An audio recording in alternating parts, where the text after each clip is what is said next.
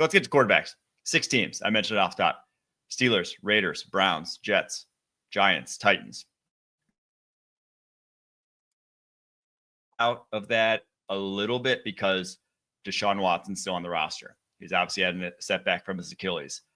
They don't want him to be their starting quarterback, but his cap number says he's their starting quarterback, right? When your cap number is reaching almost 9 figures at this point, because it's getting close to that. He's going to have the closest anyone's ever been to that this upcoming season. So they may be behind the 8 ball looking for someone in free agency, may not be able to put the same money other teams are, but those are your 6 teams. Your quarterbacks now that could fill them: Sam Darnold, Russell Wilson, Aaron Rodgers, Justin Fields. I think that's a bit about it for starters. Maybe Jameis Winston. Obviously, I think Derek Carr is going to be available via trade for the New Orleans Saints. People are talking about Matt Stafford possibly being available via trade, so we could throw him into this mix if you want as well. But we're going to play a little matchmaker. Go through team by team, and we're going to say who we think their starting quarterback will be in 2025. So let's start with Steelers. Who you think, obviously after they went the Russell Wilson, Justin Fields tandem this past fall, who are they going to go younger, or are they going to go back to a vet to try to run it back this year? I think they'll have a good combination of the two. We saw Aaron Rodgers just cordially get asked to leave the New York Jets facility, essentially, and he's still training. He's still ready to play. We saw him at the end of the year. Come on, the passing game looked to be what we expected from a 40-year-old Aaron Rodgers, not necessarily a guy coming off of an Achilles. I could totally see Mike Tomlin saying, I'd love to have a guy like Aaron Rodgers in the building, and we can try to get on the same page with George Pickens, maybe with Aaron Rodgers. Maybe he's the trick that gets him to be the best receiver every single week. And I think you bring in Rodgers, you have to have a backup plan, obviously, because things can go downhill quickly. I don't know. You're the dollars and cents guy. I've got Rodgers/Fields. Now, I don't even know if that is within fiscal reach of the Pittsburgh Steelers, but you have a great combination of young and old. You can have essentially 2 styles of offense, and I think it would benefit Justin Fields greatly to be able to be with a guy like Aaron Rodgers. It's like nobody he's ever been with before. I don't know. I just think it's interesting. And the Steelers, they would have, a true guy that you can look up to in that locker room. Obviously, the moon ball was good for Russell Wilson, but you need to be multifaceted. You need to be cutting edge. You can't just rely on these one-on-one moon balls, and you have to be able to have a quarterback who can distribute it all over the yard. Yeah, I went Russ or Rodgers also. I do think if Rodgers comes back, that's the most realistic landing spot for him, but I just don't know if he will. And so I think Russ coming back, obviously, didn't work out the way they wanted at the end, but he rose above in a way that I didn't think he was capable of. I didn't think a lot of quarterbacks would be capable of at times with that supporting cast that just was lackluster for the Pittsburgh Steelers. So if they're going to change things around and get better next year, it's going to come basically outside of the quarterback position, because I don't think anyone's winning if they just have the exact same receiving talent they had last year, the exact same offensive line. Now, it won't be, obviously. A lot of guys who come back healthy, they had a lot of, and they dealt with injuries up front too. So, yeah. Yeah, so it will be different. But they got $60 million of cap space because they're not paying a quarterback a dime. They don't have a quarterback under contract that's, eating into that right now. So they could easily fit one of those guys under the cap. Shouldn't be hard for them. All right, let's go to the Raiders. I've said all along this is the team that isn't going to keep doing the kick the can in free agency. One, because they're still paying Gardner Minshew this year. Obviously, they could cut him, but he's still under contract. And 2, because you just can't look your fan base in the eye back-to-back season and say, hey, we're going to roll with Gardner Minshew, right? I mean, Gardner's fine. He may be one of the 32 best quarterbacks in the NFL, but he's closer to 32 if he is, he's like 31 or 32 if he is one of the best 32. And that's not going to obviously win you a lot of games, not going to take you to the playoffs. So I think this is a team that's going to have some desperation come draft time to get some excitement in that building. And so I say Shedeur is their starting quarterback next year. Yeah, and you look at the way that teams have made turnaround because of this quarterback position, and I am in no way comparing Shedeur Sanders to Jaden Daniels. I want to be very clear about that. But that it factor, when you've got a guy who truly has some juice and can make plays and seemingly like a cat with 9 lives for your offense, you find a way to get out of these sticky situations. All of a sudden, everybody in your team starts playing better.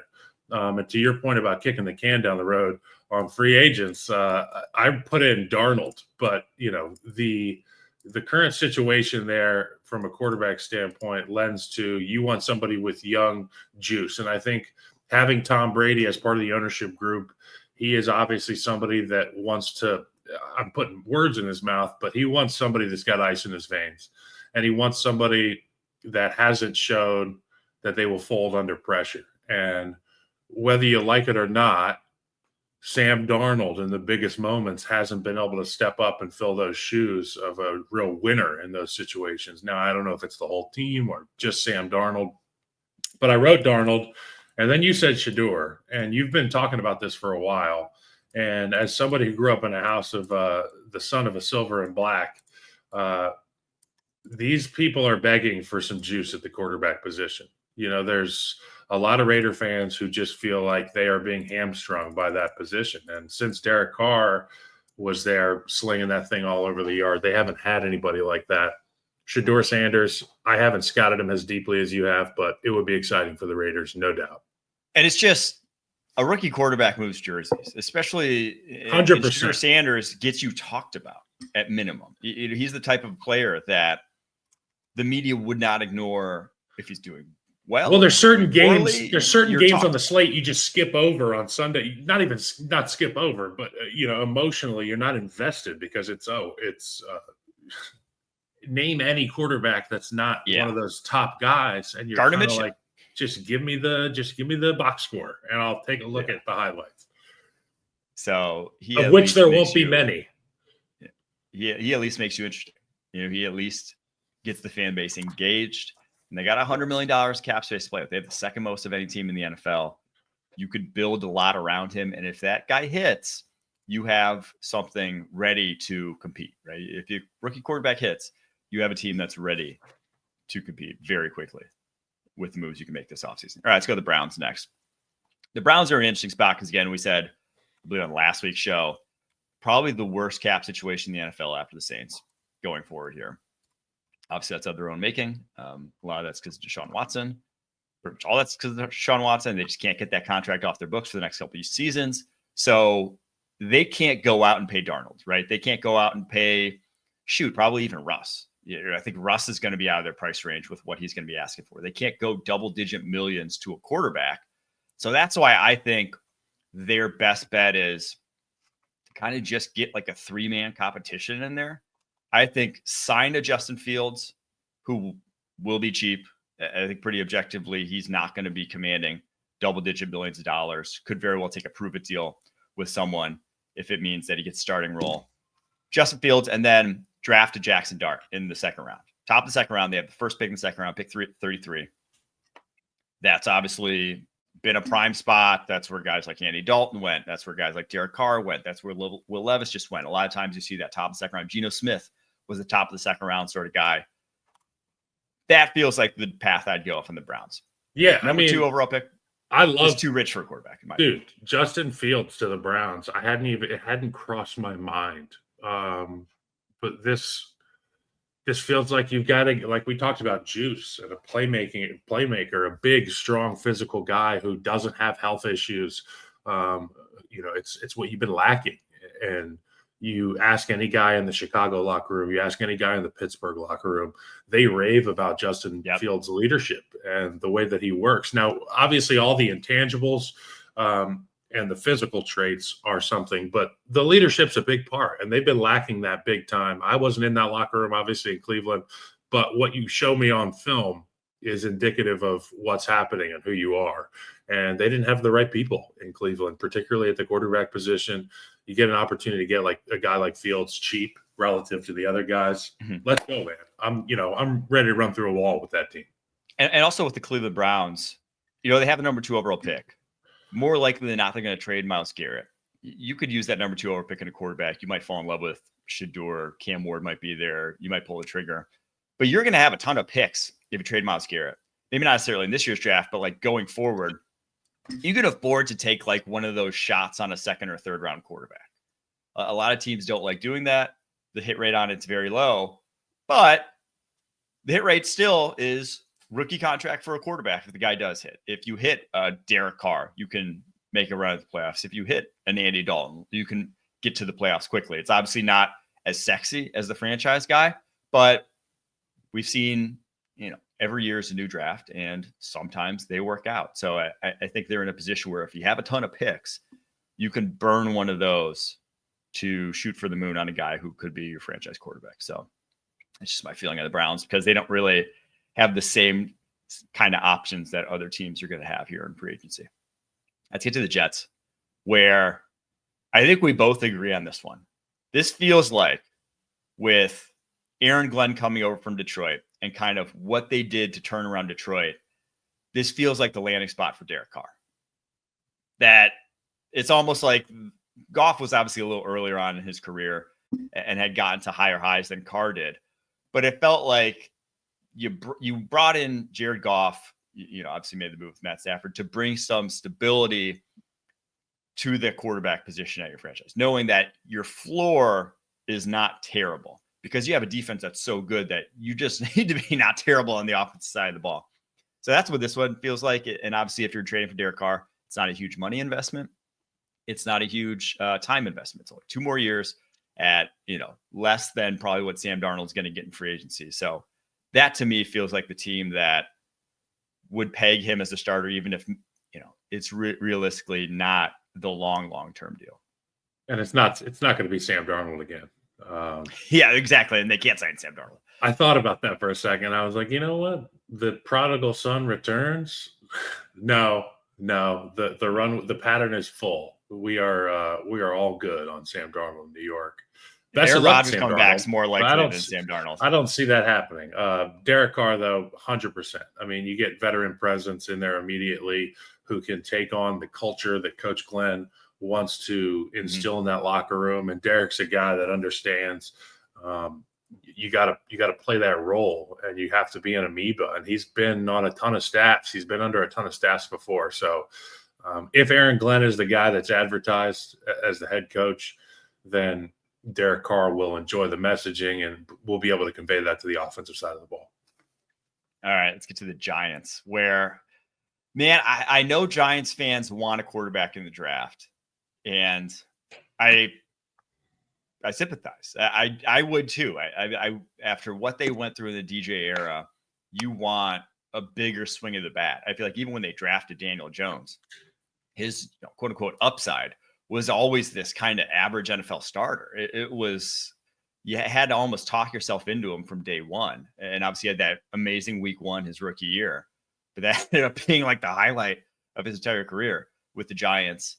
So you don't want to go back to the well of like average quarterbacks whose high end play is limited. You want to take a bigger swing, but you brought back Joe Shane and Brian Daboll. They need to they need to win immediately to keep their jobs. The chance that your number 3 overall pick at quarterback is capable of winning immediately, NFL history would just suggest it's not, unfortunately. As last year was an outlier with what those guys did. And last year was an outlier with who that class was. So I keep pointing to Darnold. This to me feels like the most likely land spot for Darnold. They can work some cap magic to get a lot of guys under contract this year and push some of that cap hits down the road with Darnold as well. You can do a 3-year, $90 to $100 million deal where it's maybe $10 million on the books for you this year. You got $48 million of cap space. You could make it work. And he's, he is an upgrade over DJ. I think that's pretty clear that he would be an upgrade. He gives them the best chance of turning things around right away and saving their jobs. And that's why I think they'll do it. It'll be good to have a mind like that who, was with Kevin O'Connell and get to learn so much in Minnesota. Pairing that with a guy like Brian Daboll, I think it could be some good stuff. The name I have is Jackson Dart. And here's why. If you go to the New York Giants, you have to have a je ne sais quoi about you. Okay. And this guy, Jackson Dart, from a lot of accounts, is a guy who's not going to shy away from the spotlight and probably relishes it a little bit. He's got the physical talents and the traits that you want to see from a quarterback. He's explosive. He's a playmaker. I think he's just dangerous enough, just safe enough, I guess, for a guy like Brian Daboll to say, I really like this guy, and I think that he can make a lot of plays, and he might pair well with that guy, Malik Neighbors, on the outside. Could be a lot of fun to watch. Jackson Dart, you could where do you think the lowest you could get him would be? Man, 30, I've gone 35, 34 back and forth on this. I really don't have a handle, because usually to go top 10, you need, I'm talking like him falling to the Giants. Back to the second. Okay. Yes, that's what I'm thinking. Like Jackson Dart, I think that's very falls. feasible, right? I think that's feasible. That to me is more feasible than him going third overall. I do not see that at all. Okay. Yeah. But what I do see is them being like, we address a need in the first, or we traded out of the first and we were able to get 3 second-round picks or whatever it may be, and you could lead off that second round with Jackson Dart. Yeah, I think that's viable. And I do think this class uniquely, there's a lot of guys who I would call day 2 quarterbacks. It's obviously not every year has those, but I think Jackson Dart, Dylan Gabriel, Quinn Ewers, Tyler Shuck are all guys that if I really needed a quarterback and they're sitting there, say pick 75, I think I'm taking all of them, just because maybe even Will Howard you could throw in that mix, although I'm a little bit lower on him. Some people have him in that range, and he could go in that range. But usually teams say if a guy lasts that long, there's a reason why. But I think the game's almost changed at quarterback where, Dak Prescott wasn't falling to the 4th round nowadays. So, like, they just go higher because people see what happens when they hit, right? People see how much prosperity Dak Prescott brought to a Cowboys franchise when he hit. Right? It just, that obviously didn't win Super Bowl, but people see what happened to Jalen Hurts and how gone to 2 Super Bowls when he hits. Like, it's people see that if you can just get average to above average play at quarterback and the guy's cheap, you got a fighting chance. All of a sudden you're right there. All of a sudden you're right in the mix. So I think uniquely in this class, a lot of guys go on day 2. All right, let's go to the Tennessee Titans. Last one here. Cam Ward. I just keep saying Cam Ward. Yeah, Cam Ward. I cannot fathom them going like, yeah, we'll take Darnold and trade back. Or, yeah, we'll take Derek Carr and trade back. It's just, you're slapping your fan base in the face after what they put him through in the Ryan Tannehill era, who was these guys before these guys, right? You just did it. You just did. If you're going in free agency and draft and taking one instead of in the draft with no overall pick, you just saw what that era was like. And yeah, you got the number 1 seed when you had an awesome coach there in Mike Vrabel. But you saw that you were limited. You saw that guy struggled to take you to the promised land, especially when you have to pay that guy. There was a ceiling. So, yes, exactly. You want a player with no ceiling. You want the drop top quarterback, okay? Guy can make any throw, can run any red light. You're opening up a new stadium in a couple you just threw a ton of money at this team. Make a play, right? I think it's Cam Ward.